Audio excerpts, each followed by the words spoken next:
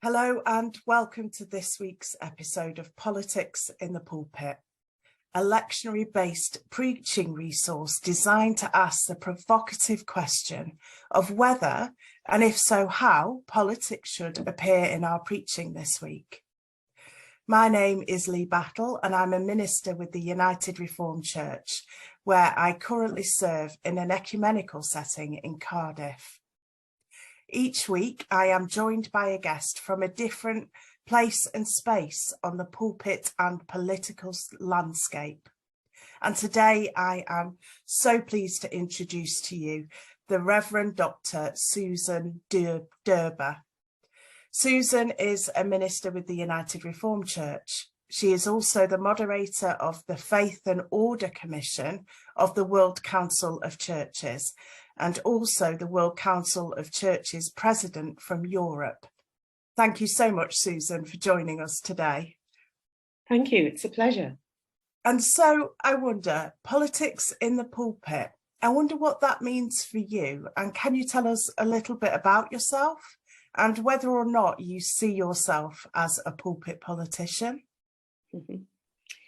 Well, I think politics in the pulpit means that the gospel, the faith we hold, concerns all the big issues that really shape our lives and our world, and in ways that affect us all deeply.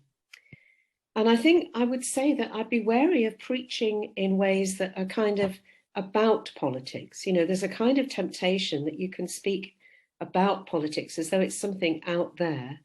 And I would always want to try and connect it with the real lives of the people who are sitting in front of me.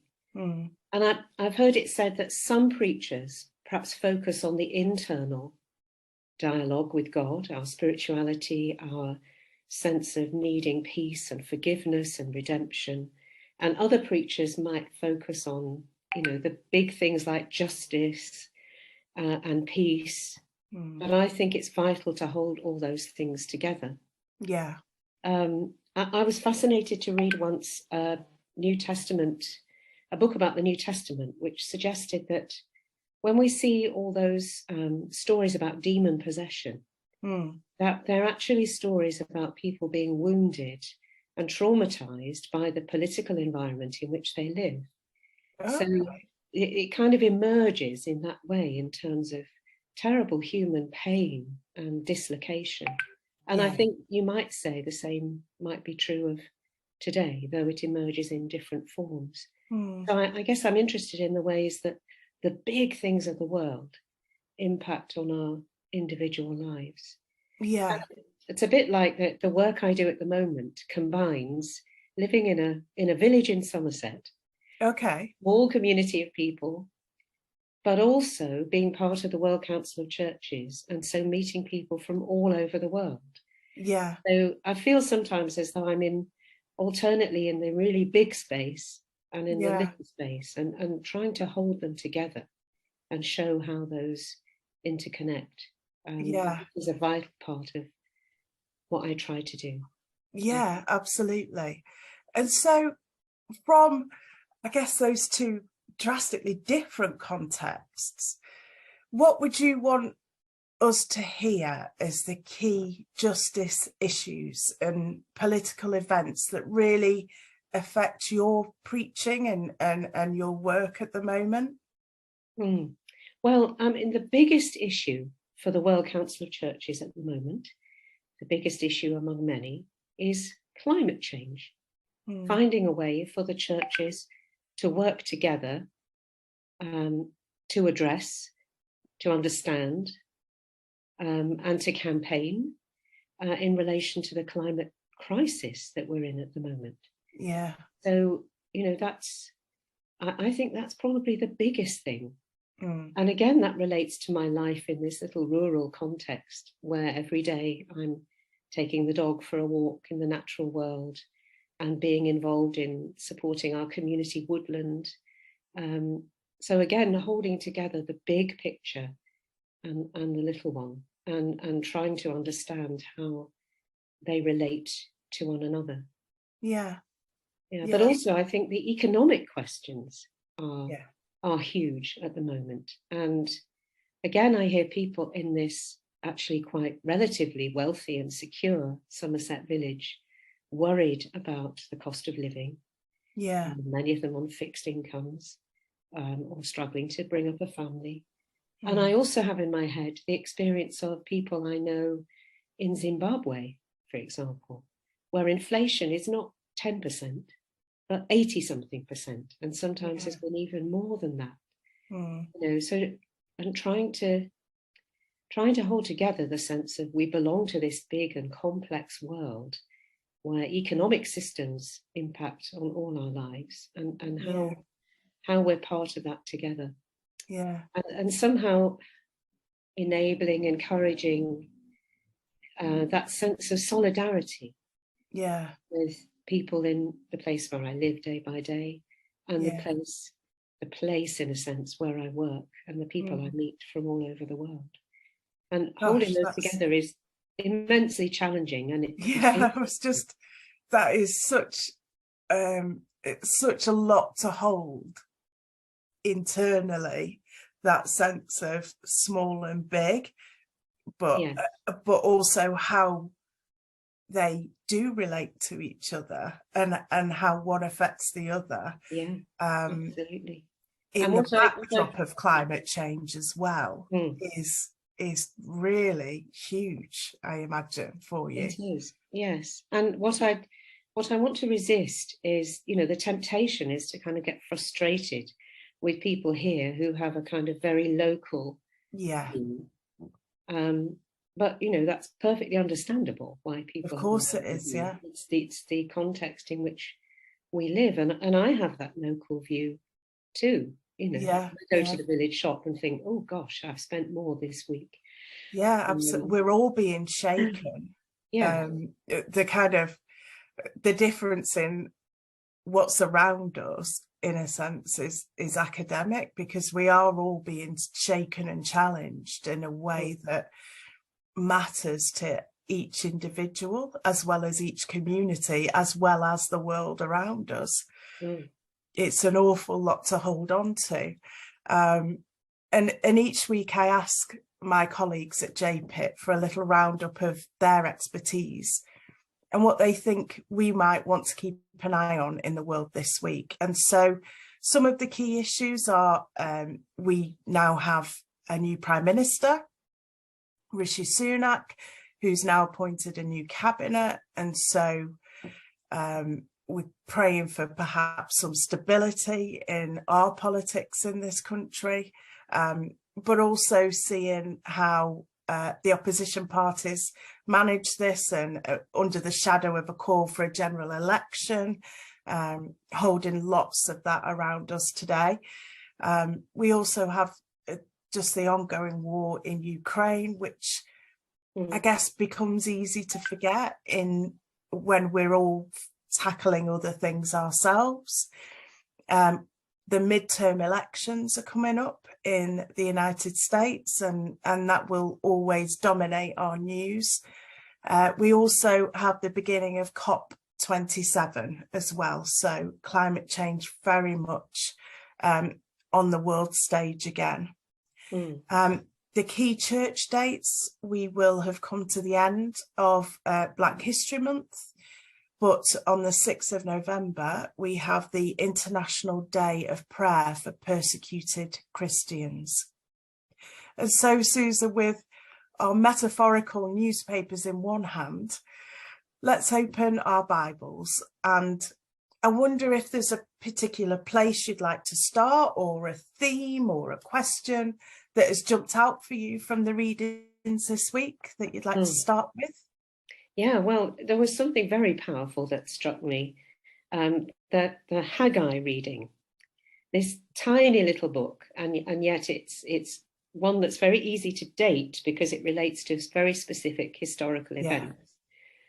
But it relates to this story of the people have been liberated from exile, and they've come home, and home looks pretty grim.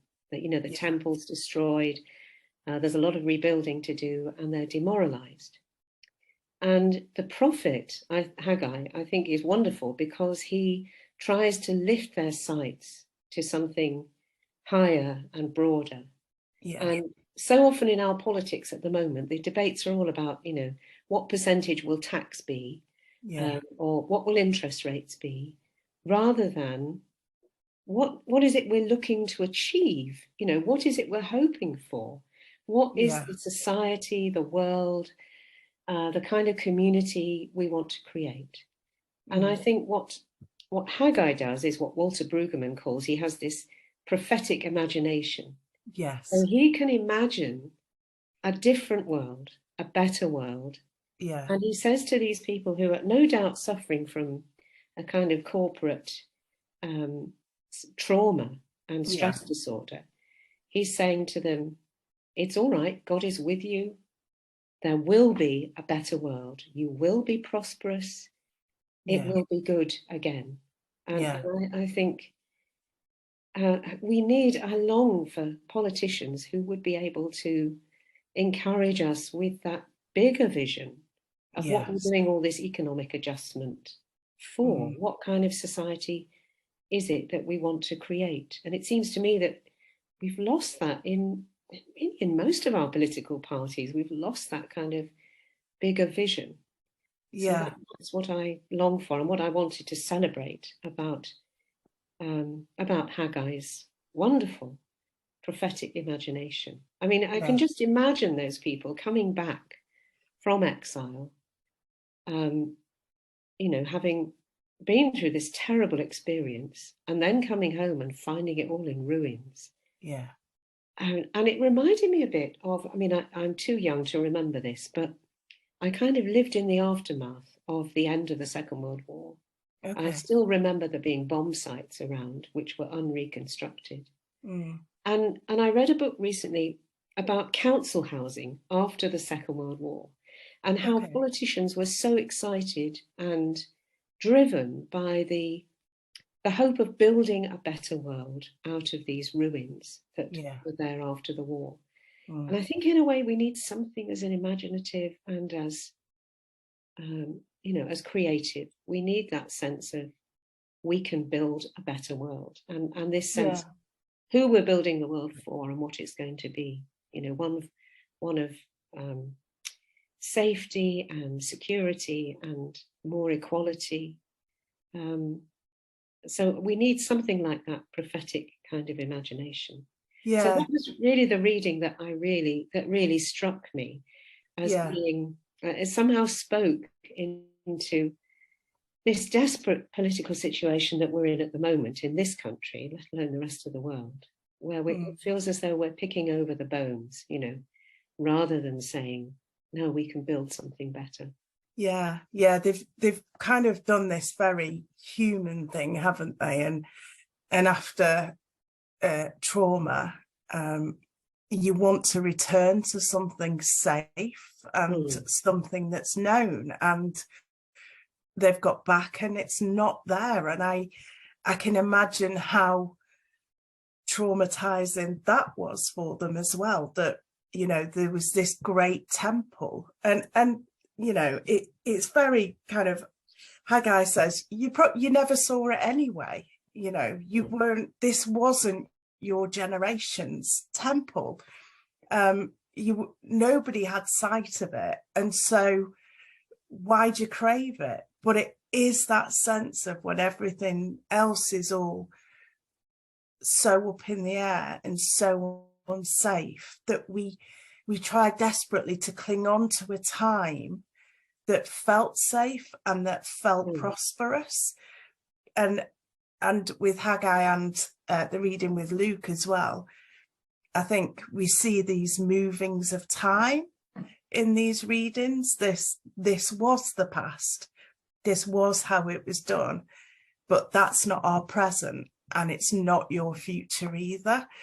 And I think there's something really evocative, but how, in a sense, we don't have that prophetic imagination anymore on our public stage, and how desperately it's needed is that is somebody to weave hope of a promise of something beyond where we are now, that is better in a sense than where we've come from, or it spans such a long time, doesn't it? But I think what Haggai does really well is a little bit sympathetic to why they'd feel like that, but actually, no, this is not now. This is not your thing now. You will have a temple, but it is not going to be the Temple of Solomon anymore.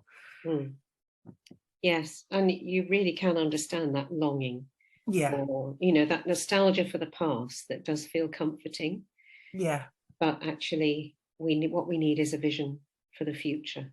Yeah. And we do see that in our, even as you mentioned, with the council houses, with this, with social housing, there is that sense of longing for that post-war security that came about from so many council houses being built, but that then was lost in the Right to Buy scheme. And that understanding of we're never going to replicate that again. We're never going to be able to, because we're not in the situation or the circumstances that allowed for that to happen anyway now. Yes, our future can't be that post-war future. And I think part of what we see around us is a collapse of that post-war vision in various ways. I mean, the World Council of Churches even came out of that post-war optimism and hope. It was founded in 1948. It was a kind of ecclesiastical United Nations. And now there's a loss of that sense of confidence in that kind of vision. So we need something a bit different. The world hasn't quite gone as we thought it would. It never does it? No. But we need people who can lift our eyes and our hopes. To dream again.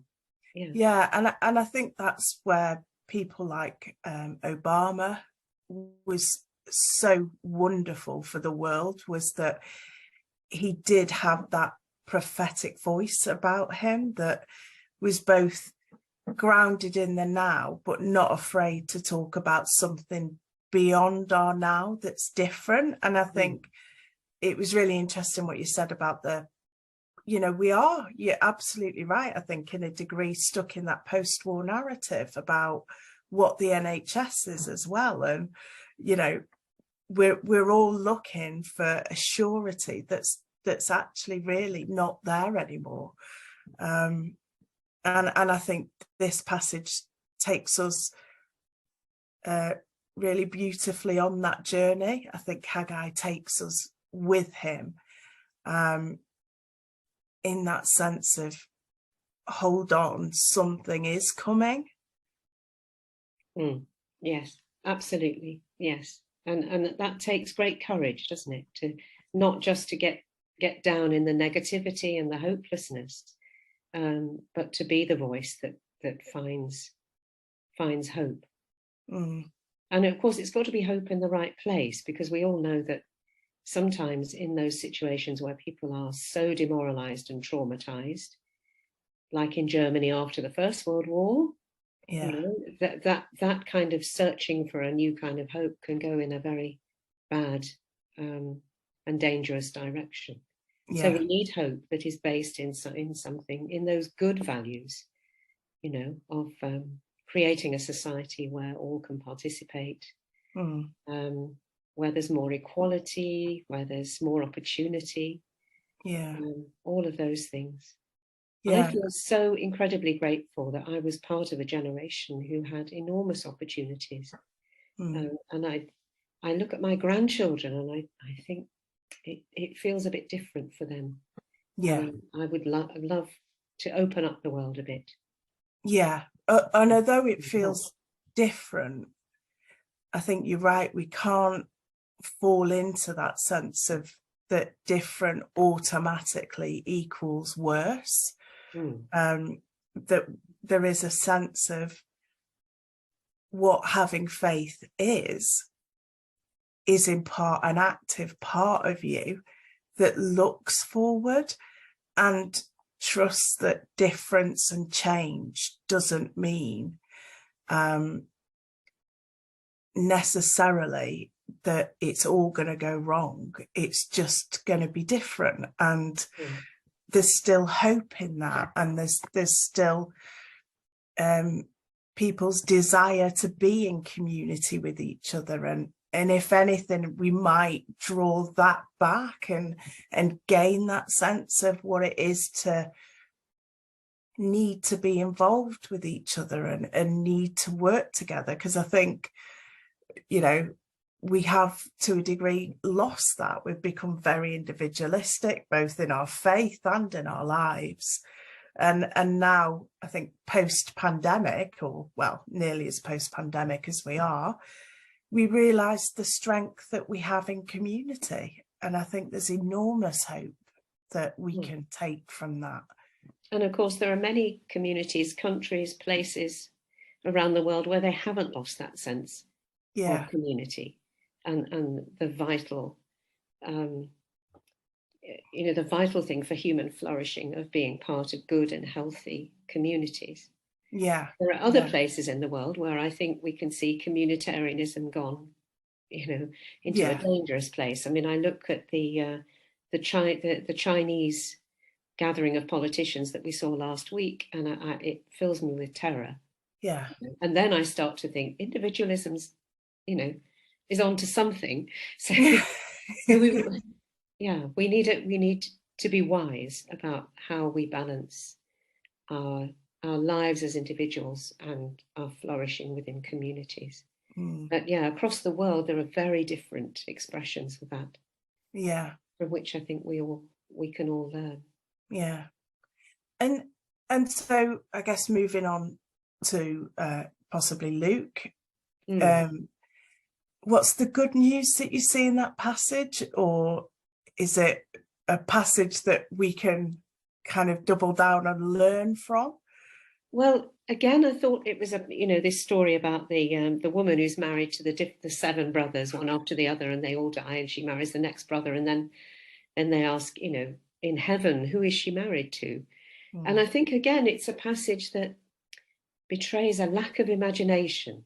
It's as though, and Jesus says, well, in heaven, relationships are different. Yeah. In the world that God is bringing, a woman isn't the property of 7 different men. It's a different kind of way of relating.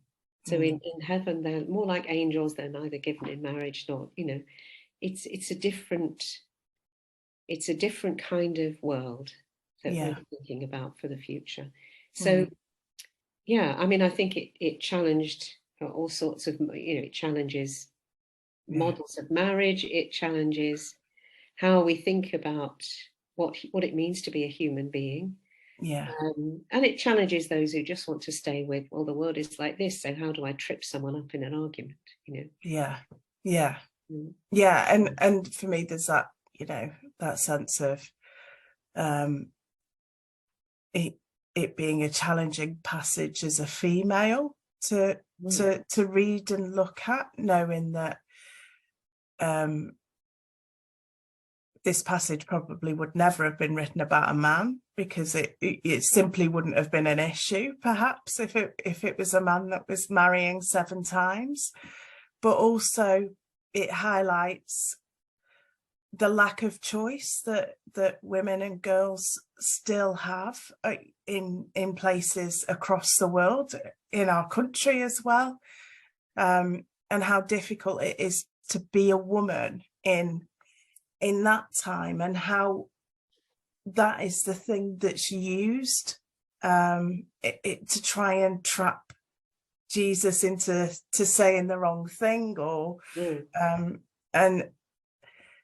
and how that's still the case. We see Harvey Weinstein again coming into court about the whole Me Too movement, and just how the woman is almost incidental in it, and how that is still something that we have to talk about, and we have to highlight the issues of women and girls across the world, and still they're like, we see in Afghanistan as well, and Iran as well, just how much their voices are silenced. Yes, and I mean, the story is predicated on a culture where, a woman couldn't be unmarried. So, it's a kind of culture that says, well, if her husband dies, then she's passed on to his brother. And then if she has any children, they might be counted as belonging to the first man. I mean, yes, it's a very alien system to us, and a system which I suppose, was designed to try and say, well, the woman will be looked after. She won't be abandoned, because to be a woman on your own was even worse economically than to be married. But yes, we're not, does the woman have any choice about this? No, it's just how the world worked, and how it still works in some places. And there is that, I think, that wonderful separation of ages in this story again. The Sadducees looking back to what was Old Testament law in order to trap Jesus into saying something that went against that and into something more modern, but also the aspect of what it's like ahead of us as well, what salvation looks like, what we look like beyond all of this. And there is that, like Haggai, I found that sense of hope at the end of this will all be different, but it will all be okay too. Yeah, and I mean, we have to remember too that this was an argument between different Jewish, at the time, understandings of the afterlife. So it's not a Jewish view and then a Jesus Christian view. It's is an inter-Jewish thing, and the Sadducees, were trying to make it clear that an idea about the afterlife, that we just carry on in the next life, is ridiculous. And they're kind of right about that it doesn't work, that we just meet up with who we were married to before. So, it's not that they're completely stupid. It's a kind of, there is a question about, well, what does it mean to talk about life beyond death? And they're Jesus is saying, in a way, yes, of course, that's absurd to say, well, who then is she married to? But, the next life, or the transformed life, is not something that we can yet see. No. So, but I think I'd always be wary of saying, the Old Testament says this and Jesus says that, because, what he would want to say about marriage would be grounded in that Old Testament witness, and what he would say about life beyond this earthly life is also grounded in that faith in which he was completely shaped. So. But that's slightly, I guess, different understanding of how, but also it's still kind of similar in that generational understanding of living on through generations and beyond that, and that still very much influences, certainly if I think to funerals and things like that we take, it very much still influences our, I guess, times of testing with these things, is how we all kind of, we all just understand it differently, despite it being rooted out of the same culture and space. Yes, and I think lots of people want to say, in death they'll be reunited with their loved one, and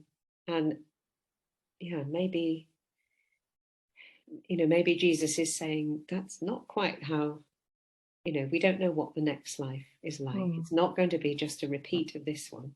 It's something else. And it requires a kind of it's that imagination again that we're not. It does, we're not capable yet. It's really hard to imagine what life, being faithful to the life we've lived, and yet, being expanded, whatever it is, what that will look like, what that will be like. I mean, And in the Middle Ages, it was interesting. People thought in the Middle Ages you would be, in the risen life, you'd be 33, because that would be your, that's the ideal age, because that's the age that Jesus reached. So we'll all be 33 in the next life. Yeah, I mean, that's clearly, you know, and who is the real me? Is it the me I am now at 62, or is it the me I was when I was 18? You know? Yeah. And I think Jesus is sort of saying, try not to worry about that, you know, in heaven, in whatever comes next, it'll be so different. Yeah. And how it is, like you said, rooted in our own experience. I remember reading, is it David Cornick in his work of reform, when he was given a diagnosis, and how he face that terminal diagnosis and face these questions that are for us quite far away, but suddenly become very imminent when you're faced with things like that, or when we see our families faced with things like that. And it feels very much like both the passages that we're looking at acknowledge that holistic side of how we live life, both in, you know, spiritually and mentally, and we live it in the past and we live it in the present, and how we live in the present is kind of determined on how much hope we can bring in to where we are, and the importance of having a prophetic voice to lead people and to weave hope into our existences. Yes, I mean, you kind of feel that the Sadducees who were asking these questions, it was kind of a theoretical question, you know, the sort of an undergraduate essay question, you know, so she's married to, you know, who will she be married? But there are, you know, moments in our lives where those questions become really vital, really close to us. Yeah. And then what do we say? What do we say? Just as we're doing now with climate change, you know, these questions were far away. You know, within our generation, we were not having to ask the questions of what we've done and how do we now change things and try and secure our planet for our future generations to come. I remember being in a discussion when I worked at Christian Aid, where we realized that it was really difficult to talk about climate change as a justice issue, because it was mainly about people far away and it was about the future. Now, that was only, I don't know, 9 years ago I was having that discussion, but now it doesn't feel far away. You know, it's affecting us here, and it doesn't feel far in the future. It's absolutely immediate. But again, we lacked somehow the imagination to recognize how serious it was until it actually started impacting on us, and we were too hot in the summer and our country was on fire.